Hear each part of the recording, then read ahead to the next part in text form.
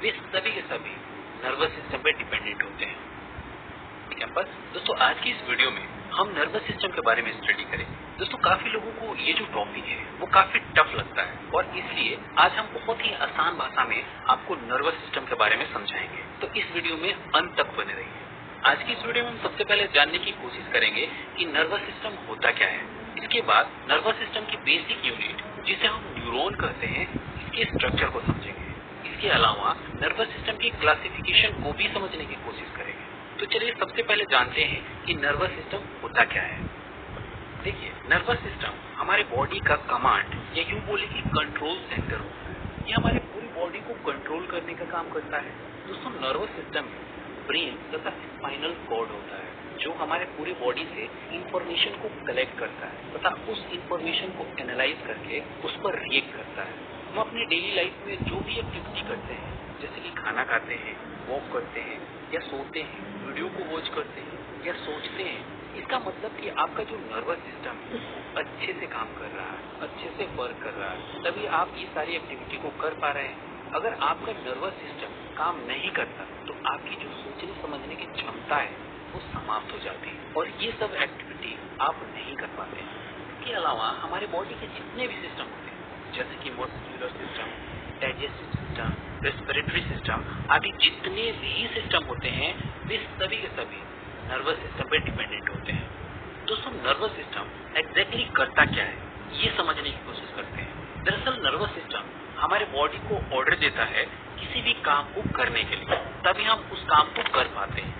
Nervous system की जो fundamental unit होता है उसे हम न्यूरॉन कहते हैं। न्यूरॉन नर्व सिस्टम का सेल है।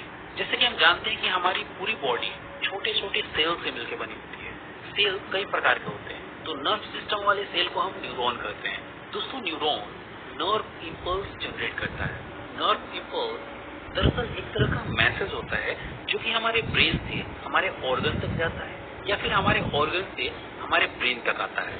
नर्व इंपल्स दो प्रकार का होता है, पहला इलेक्ट्रिकल नर्व इंपल्स और दूसरा केमिकल नर्व इंपल्स।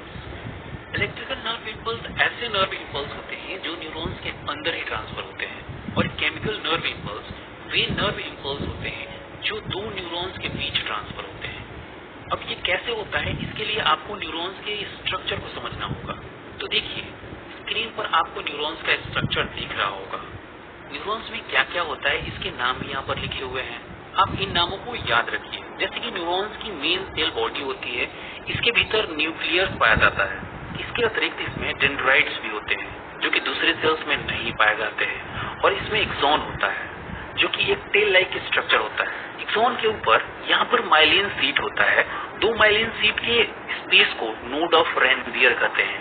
एक्सॉन के एंडिंग में एक्सॉन टर्मिनल होता है जिसे हम नर्व एंडिंग भी कहते हैं। अब होता क्या है, इस एग्जाम्पल से समझिए। इस पिक्चर में देखिए, बच्चे के सामने पेंसिल रखी हुई है।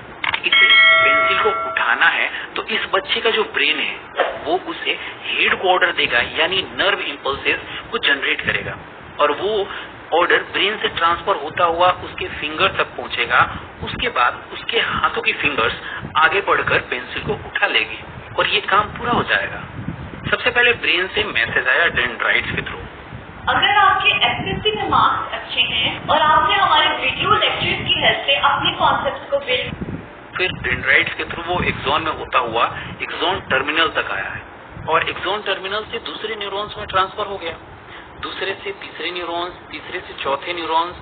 ऐसे में इस तरीके से पूरा मैसेज जो है वो ट्रांसफर हो गया। ये तो हो गया इलेक्ट्रिकल नर्व सिस्टम। इसके अलावा एक बात और याद रखिए कि दो न्यूरॉन के बीच का जो गैप दिखाई दे रहा है इसे साइनेप्स कहते हैं। साइनेप्स में केमिकल नर्व इंपल्स ट्रांसमिट होती है, जबकि जो हमारी इलेक्ट्रिकल नर्व इंपल्स है वो हमारे न्यूरॉन्स के अंदर ही ट्रांसमिट होती है। इसको ऐसे समझिए, न्यूरॉन्स के अंदर इलेक्ट्रिकल नर्व इंपल्स होगा और दो न्यूरॉन्स के बीच मतलब साइनेप्स के थ्रू होता हुआ जो नर्व इंपल्स ट्रांसमिट होगा उसे केमिकल नर्व इंपल्स कहते हैं। आई थिंक यहाँ तक आप सभी को समझ में आ गया होगा। तो चलिए आगे बढ़ते हैं। अब बात करते हैं कि न्यूरॉन्स कितने टाइप्स होते हैं। तो न्यूरॉन्स के मेनली 3 टाइप होते हैं, सेंसरी न्यूरॉन, मोटर न्यूरॉन और तीसरा इंटर न्यूरॉन। इन तीनों को भी हम समझ लेते हैं। सेंसरी न्यूरॉन को हम एफरेंट न्यूरॉन भी कहते हैं। इसका काम होता है कि नर्व इम्पल्सेस को सेंसरी ऑर्गन से ब्रेन तक लेकर जाना। फॉर एग्जाम्पल, मैंने कुछ देखा तो मुझे कैसे पता चलेगा कि मैंने क्या देखा? इसके लिए मेरी जो आंखें हैं, मतलब मेरी जो आईज है, किसी चीज को देखकर उसके मैसेज को ब्रेन तक पहुंचाएगी और फिर ब्रेन उसे डिटेक्ट करेगा कि अच्छा, जो चीज मैंने देखा वो ये है।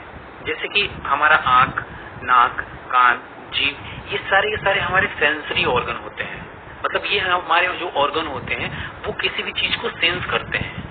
दूसरा है मोटर न्यूरॉन्स, जिसे हम एफरेंट न्यूरॉन भी कहते हैं। इसका काम होता है नर्व इम्पल्सेस को ब्रेन से टारगेट ऑर्गन तक लेकर जाना। जैसे कि अभी हमने एक बच्चे के एग्जांपल से यह समझा था कि उसे पेंसिल उठानी थी, उसके ब्रेन ने उसे ऑर्डर दिया और उसने पेंसिल उठा ली, तो वो मैसेज मोटर न्यूरॉन के द्वारा ट्रांसफर हुआ। तीसरा न्यूरॉन है इंटर न्यूरॉन, जिसे हम रिले न्यूरॉन भी कहते हैं। इंटर न्यूरॉन में दोनों तरीके के फीचर होते हैं, सेंसरी न्यूरॉन के भी और मोटर न्यूरॉन के भी। ये एक ही समय में दो तरीके के नर्व इम्पल्सेस को ट्रांसमिट कर सकता है। उम्मीद है आप यहाँ तक समझ गए होंगे। अब हम आगे बढ़ते हैं। अब हम बात करते हैं नर्वस सिस्टम कितने टाइप्स के होते हैं। नर्वस सिस्टम मेनली दो टाइप के होते हैं। पहला सेंट्रल नर्वस सिस्टम और दूसरा peripheral nervous system. Central nervous system में दो ऑर्गन होते हैं, एक है ब्रेन और दूसरा है स्पाइनल कॉर्ड। इस पिक्चर में आप देख पा रहे होंगे कि जो ब्रेन है या फिर स्पाइनल कॉर्ड है वो दोनों ही बॉडी के सेंटर में है। आप आसानी से इसे याद कर सकते हैं कि सेंट्रल नर्वस सिस्टम के अंदर ब्रेन और स्पाइनल कॉर्ड होता है। बात करें पेरिफेरल नर्वस सिस्टम की, तो इसके अंदर हमारे नर्व्स आती हैं, यानी कि जो पार्ट सेंट्रल सिस्टम में नहीं होता है वो पेरिफेरल सिस्टम का ही पार्ट होता है। पेरिफेरल नर्वस सिस्टम को हम दो पार्ट में डिवाइड कर सकते हैं। पहला है ऑटोनॉमिक नर्वस सिस्टम और दूसरा है somatic nervous system. Autonomic nervous system हमारे बॉडी के इनवॉलेंट्री मूवमेंट को कंट्रोल करता है। हमारे बॉडी के इंटरनल ऑर्गन्स जैसे कि हमारा स्टमक, किडनी, लंग्स वगैरह, इन सभी को ऑटोनॉमिक नर्वस सिस्टम कंट्रोल करता है। आपको नाम से ही समझ में आ रहा होगा, ऑटोनॉमिक मतलब काम ऑटोमेटिक हो रहा है। आपका डाइजेस्टिव सिस्टम ऑटोमेटिक काम करता है। आपने खाना खाया और आपका डाइजेस्टिव सिस्टम वर्क करने लगा, आपको कुछ करने की जरूरत ही नहीं पड़ी। इसी को बोलते हैं ऑटोनॉमिक नर्वस सिस्टम। दोस्तों, दूसरा है सोमैटिक नर्वस सिस्टम। ये हमारे बॉडी के वॉलेंट्री मूवमेंट को कंट्रोल करता है। जैसे कि हमारे स्केलेटल मसल्स होते हैं, तो इसे सोमैटिक नर्वस सिस्टम कंट्रोल करेगा। यानी अगर आपको किसी चीज को उठाकर कहीं दूसरी जगह ले जानी है तो वहाँ सोमैटिक नर्वस सिस्टम काम करता है। इससे पहले हमने बच्चे के एग्जाम्पल से बताया था, उसे पेंसिल उठानी थी तो वहाँ उसके सोमैटिक नर्वस सिस्टम ने वर्क किया, वहाँ उसकी मसल्स ने काम किया जो वॉलेंट्री है। यानी जब हम चाहे तभी वो एक्टिविटी कर सकता है, अदरवाइज नहीं। ऑटोनॉमस नर्वस सिस्टम में अगर हम थोड़ा और आगे जाएं तो इसे फिर हम दो पार्ट में बांट सकते हैं। पहला है सिंथेटिक नर्वस सिस्टम और दूसरा है पैरासिंथेटिक नर्वस सिस्टम। दोस्तों देखिए, सिंथेटिक नर्वस सिस्टम जो हमारी बॉडी के अंदर सडन स्ट्रेस होता है उसको कंट्रोल करने का काम करता है। जैसे कि यदि आप किसी सुनसान सड़क से गुजर रहे हैं और अचानक से आपके सामने टाइगर दिख जाए तो आप उस समय क्या करेंगे? आप घबराकर वहां से भागना स्टार्ट कर देंगे, उससे बचने की कोशिश करने लगेंगे कि कहीं ये आप पे हमला न कर दे। तो यहाँ पर आपके सिंथेटिक नर्वस सिस्टम ने काम किया।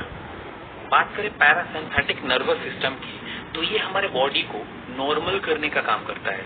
जैसे कि अभी मैंने आपको बताया कि आपकी बॉडी सडन स्ट्रेस आया तो आपका सिंथेटिक नर्वस सिस्टम तुरंत एक्टिवेट हो गया आपकी बॉडी को बचाने के लिए। लेकिन पैरासिम्पैथिक नर्वस सिस्टम आपकी बॉडी को नॉर्मलाइज करेगा। इसके अलावा हमारे बॉडी का जो टेम्परेचर वगैरह है उसको नॉर्मल करने का काम भी पैरासिम्पैथिक का है। तो दोस्तों, आपको नर्वस सिस्टम का क्लासिफिकेशन अच्छे से समझ में आ गया होगा। अब हम बात करते हैं आज के लास्ट टॉपिक की, मतलब ऑर्गन्स ऑफ नर्वस सिस्टम, मतलब नर्वस सिस्टम के कितने ऑर्गन्स हैं। ओके, तो देखिए, नर्वस सिस्टम के मेनली 3 ऑर्गन होते हैं। पहला है ब्रेन, दूसरा है स्पाइनल कॉर्ड और तीसरा है नर्व्स। देखिए, ब्रेन और स्पाइनल कॉर्ड किसके पार्ट है ये मैंने आपको क्लासिफिकेशन के अंदर ही बता दिया था। ये है सेंट्रल नर्वस सिस्टम के पार्ट्स, और नर्व्स जो है वो पेरिफेरल न्यूरल सिस्टम के पार्ट होते हैं। यानी कि जो कुछ भी सेंट्रल नर्वस का पार्ट नहीं होता है वो सभी पेरिफेरल सिस्टम के अंदर आता है। दोस्तों, ये तीनों ऑर्गन्स जो हमारे नर्वस सिस्टम के अंदर आते हैं, इन तीनों में से हमने ब्रेन को अच्छे तरीके से उस पर वीडियो बना रखा है और डिस्क्रिप्शन में उसका लिंक डाल रखा है, तो वहां से जाकर उस वीडियो को देख लीजिएगा। 2 का जो है नेक्स्ट वीडियो में हम डिटेल्स में बात करेंगे, तो अगले वीडियो में जरूर देखें ताकि आपको नर्वस सिस्टम